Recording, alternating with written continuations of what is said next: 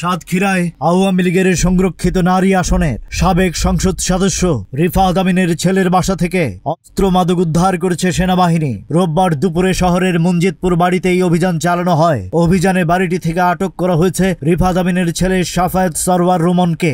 অভিযানের শুরুতে বাড়ির দ্বিতীয় তলা থেকে লাফিয়ে পালানোর চেষ্টা করেন রুমন, এতে পায়ে আহত হন তিনি।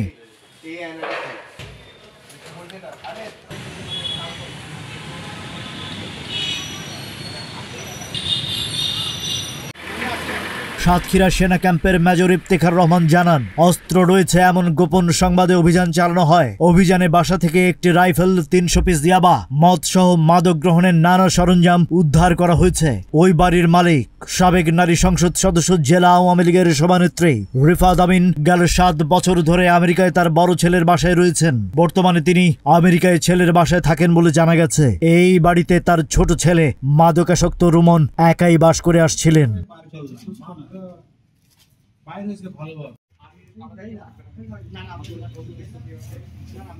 সাতক্ষীরা প্রতিনিধি মুজাফফর রহমানের তথ্যচিত্রে ডেস্ক রিপোর্ট।